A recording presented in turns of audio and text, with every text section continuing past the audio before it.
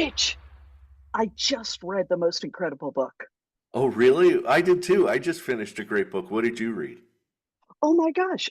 I I think we might have read the same exact book. I'm not kidding. Hey everybody, I'm BJ Flag. And I'm Rich G, and this is the best small business show, episode 369, where we deliver simple strategies and insights to drive your small business success. Today's topic is all about startups changing the future. Ooh, we're going to do something totally different today. Yeah, we're going to do an in-depth analysis. I think we've done this once before. I don't know. I do Of too. I do it, too. of an incredible book that was just featured on a great podcast that both BJ and I listen to. It's called Pivot, and it's with Kara Swisher and Scott Galloway. It's one of our favorite podcasts. Oh yeah, Kara and Scott interviewed Mike Maples Jr. I'm saying Jr. because his dad was pretty amazing too, on his new book with Peter Ziebelman. I knew I wasn't going to get that name right. Um, Pattern breakers. Why some startups change the future. Oh my gosh. Yeah, I think Mike Maples is the son of Marla Maples. I could be wrong, so No, I think you might be wrong there. I'm Yeah, wrong. I don't know. yeah. I think it's Mike Maples, Mike his Maples. dad, famous. Yeah. So, well, we're talking to you as a small business owner. This book, Pattern Breakers, it delivers key insights into what separates transformative startup businesses from those that just do the same old thing, these predictable patterns. Right, same old, same old. Yeah. Mike and Peter are seasoned venture capitalists. Their book explores some of the small businesses defy traditional industry practices and create exponential growth. So it is amazing journey, I think, in listening to Mike Yeah. talk about just the journey that he has gone on with his career as a venture capitalist. Yeah. And so what they've done in this book is presented four key areas that are going to resonate with you big time. And that's why we're covering them today. Along, and as BJ and I do every time, we're going to give you action items Oh, with yes, each we of are. those four things to help you implement some of these great ideas into your business and stuff. Yeah. And you know what I think is going to be key here is this is not a spoiler alert. Like you Yeah. could totally read the book and you're going to be like, holy cow, this is it. So don't worry. We're taking you through these topics and you'll be fine. So, BJ, why don't you start us off with the first topic? Understanding and breaking patterns. So most businesses stick to a predictable pattern, just following the business, industry norms. But here's the thing. The companies that really change the world, those ones that do just amazing things, they break those patterns. So in your head, I want you to think Airbnb, Uber, Tesla. They didn't just tweak what was already there. They totally redefined the rules of the game. And it's not just small little innovation or improvements. It's about doing something bold and something disruptive. I was talking to Rich earlier and I said, these are disruptive optimists. They in their head, they just can't, they see only the future, which Yeah. is so amazing. And that's where the real innovation happens. Yeah, BJ, I agree. I love the disruptive optimist. And Yeah, one thing I want to let you know is this isn't just for startups. If you have an existing business, you right. can still be a disruptive optimist. You could Yeah, say, I want to do something totally different. I'm in dry cleaning. I want to do something totally different than what other dry cleaners are doing out there. So, yeah. how can you be a disruptive optimist? Well, here's some action items. Okay. Number one, identify your industry's norms. Okay. So take a hard look at your industry standard operating procedures, SOPs. Okay. And figure out what assumptions are being made that could be questioned or disrupted. Is your industry getting old? Is it Yeah, becoming obsolete? What can you do to change it? How can you disrupt it? And number two, think 10x, not 10%. Well, I'm just going to make a right. 10% improvement. No, I'm going to make a 10x improvement. So focus on creating an idea or a solution that doesn't offer just slight improvements, but radically transforms your customer experience and the market itself. And what is amazing when you think about it, guys, and I'm talking to you, audience, you should have been doing 10%. You should have been doing 20%. That's not disruptive. That's just doing business. Yeah, We're talking to you about a completely transformative effort. And that's where you got to be. absolutely. And the third area of action we want you to take in this one is embrace failure. Okay, you're gonna fail. And see, that's the thing. When you're stepping out 10x, you're gonna fail. You're gonna make mistakes. Mhm. Pattern breakers often fail before they succeed. Don't be afraid to experiment and challenge the status quo, even if it means experiencing setbacks along the way. BJ, you know, I've tried many different things in my 15 plus years of coaching. Yes. I spend money on this stuff and it fails. Okay. Yes. And I just go, oh, well, just got to pick Right. myself up and move on. Yeah. He actually doesn't get upset about it, which I think is amazing. Usually halfway through whatever's happening, the fail starting to happen, Rich will go, I got another great idea. And he just morphs and gets it moving and moves on. He never stays. I feel in the book it said, if you're not failing, you are not pushing the boundaries enough. Yeah. And I read that and I just went, oh, And I can tell people, you want to see the scars? I'll show you the scars. The scars are yeah, great. So it's wonderful. I love it. I love it. Well, topic two is you need to have visionary leadership. It's so important. Okay. And Maples and Ziebelman put visionary leadership front and center for businesses that really change the future. You need to be visionary. You need to be, you've heard us talk about this. You need to be an evangelist about your vision. Okay. They say big wins come from founders with bold visions, not just Yeah. short-term profit goals. And how many companies do we know that just have these short-term profits? We just have to hit our numbers. That's all we have to do. I need to be in here 3, 4 years, and then I could quit with my $100 million bonus. Oh But my then you God. get the Steve Jobs, and you get, all of these people, Elon Musk and stuff that put their reputation on the line to deliver. And these leaders that are just going for short-term profits, they're not chasing dollars. The important people are imagining a future that's not even here yet. So Yeah. Yeah. And the key, they inspire others to believe in that vision. yeah. This is what's amazing is they take the whole crew with them and people want to work there. They absolutely want to work there. People wanted to work at Google. They were inspired by what was happening. And that's how you break the mold. That's how you create something that's game changing.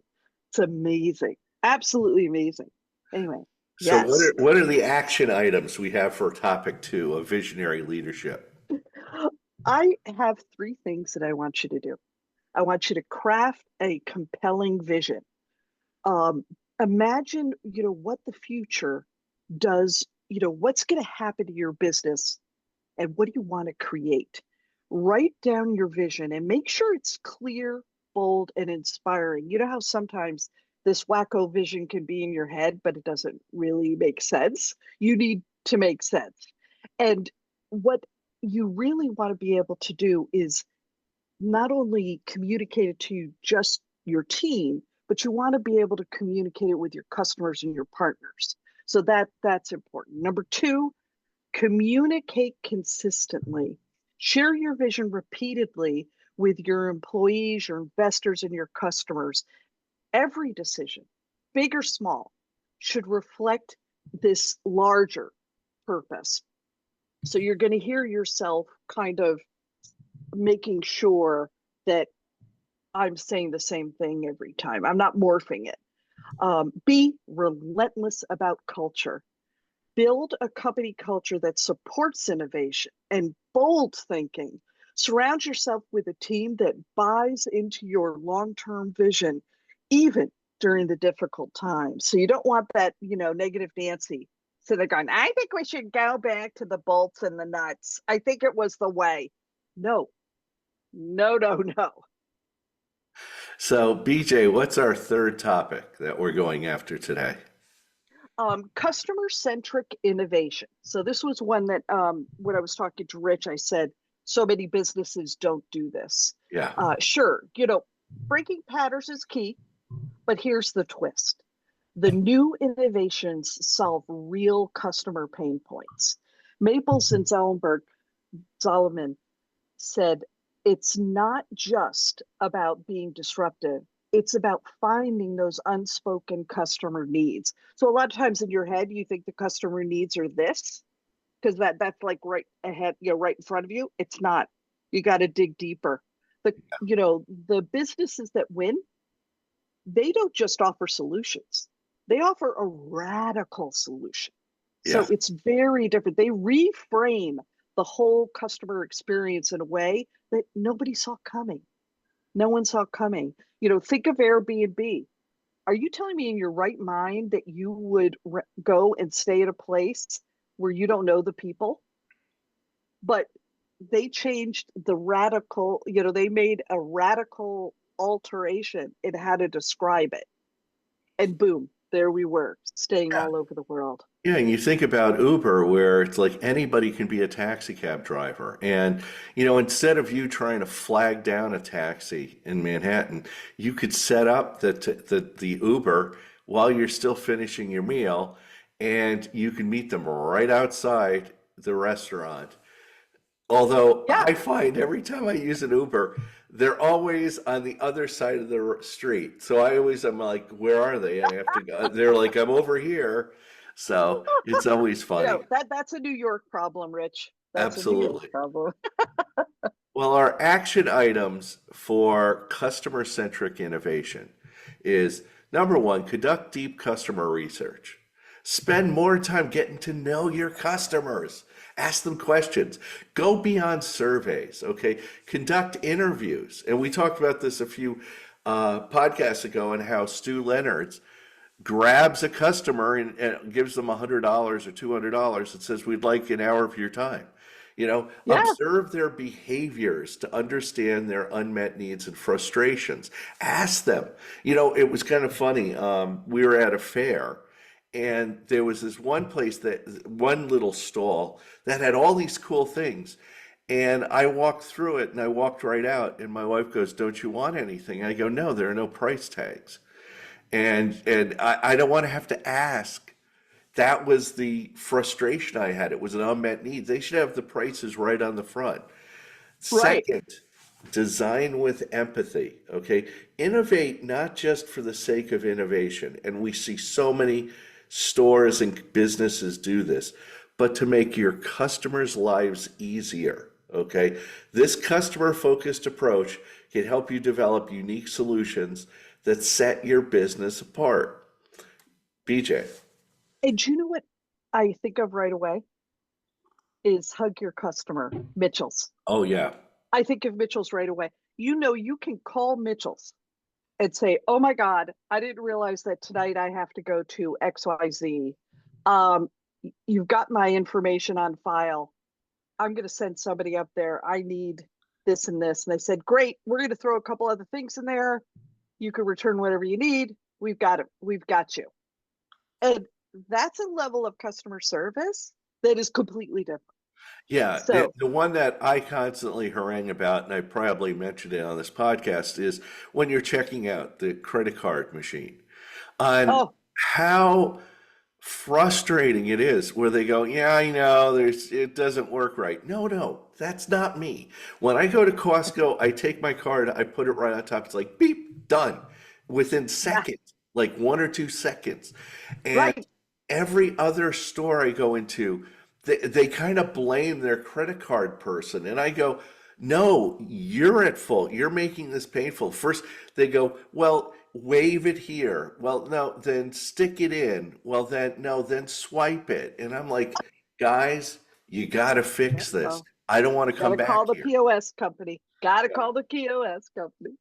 Oh my Well, gosh. number three, the third action item is create a feedback loop. That's the most important. Once you execute something, create a regular feedback mechanism to iterate quickly on the new products and service because what you launch might not be the end result. It might need some tweaking. So this ensures that you stay aligned with your customers' expectations while pushing boundaries. So, Yeah. So it's definitely a way for you to have to like constantly see it. I find that in a company, there's usually somebody who's fantastic at creating these. yeah. So keep your eye open. Rich, take us into number 4. Number four is seize timing and opportunity. Timing is everything, right? You know, it's Yes. like right now you should have bought toilet paper. Ah, it's like, the authors Maples and Ziebelman say that it's not just about having an innovative idea; it's when you launch it. It's all about when. Okay, Yeah. and some companies fail because they're either too early or they're too late to the party. And the trick is knowing the exact moment to break that mold and shake things up. And if you get that timing right, you're on your way to turning your business into a market leader. It's so important. BJ, Yeah. what are some action items you could help our listeners with in executing Well, timing? 3 different action items. Monitor market trends. Rich and I talk about this all the time. Stay ahead of your industry by closely watching emerging trends and technologies. Are there external shifts that indicate it's time for the new approach? You just have to say to yourself, I need to be the one who's observing and I need to be ahead. Second, be agile. Ensure that your customer is your business is flexible enough to pivot. That was a lean toward, Kara and Scott. Pivot when the right opportunity arises. Don't get locked into rigid processes and mindsets. And third, experiment with small bets. Before committing all your resources into one direction, test ideas on a smaller scale. This allows you to adjust quickly without risking your entire business on a single decision. Yeah, I hope you've liked these four topics. Absolutely go out and buy the book. You're going to Oh, love yeah. it. It's a great book. And take these action items to heart. Even if you try one of them in the next few weeks, it's going to help you grow your business. So I want to end with why you should read this book as a small business owner. Okay. Yeah. It's not just a theory. This book just doesn't give you theories. It's a roadmap for standing out in a crowded market. Whether you're a small business looking to scale or an established player trying to stay competitive, this book pushes you beyond making those small tweaks. It Yeah. challenges you, and this is the most important thing I think we're going to say today. It challenges you to think big. It really does. And make a transformative impact and not just incremental improvements. So if you apply these lessons, you could disrupt your market, you could disrupt your competition, and challenge the traditional business norm. And it's not just about keeping up with the competition, it's about rewriting the rules entirely. This book will get you thinking bigger. It's going to be planning strategically and making bold moves to lasting success. I think you're going to love it. That's for sure. We need you to keep this momentum going. Share this episode with LinkedIn, Instagram, X, and TikTok with the hashtag The Best Small Business Show. Let's spread the word and keep this community growing. And ready to take your business to the next level? Reach out to me, Rich G at richg.com, for top-tier business coaching that drives results. And for all things brand marketing and website design, connect with my fantastic podcast partner, BJ Flagg, at newrenew.com. Let's make your brand unforgettable. Yes, and thanks for tuning in and being such a fantastic part of our team. If this episode fires you up, don't miss out on what's coming next. Subscribe, follow, and share with fellow budding entrepreneurs ready to level up. Your support keeps us going and helps us make an even more significant impact. And of course, a big shout out to our editor and producer, Richard Scalzo, for making us sound fantastic in every episode. Have an unbelievable week, crush those goals, and we'll catch you on the next episode.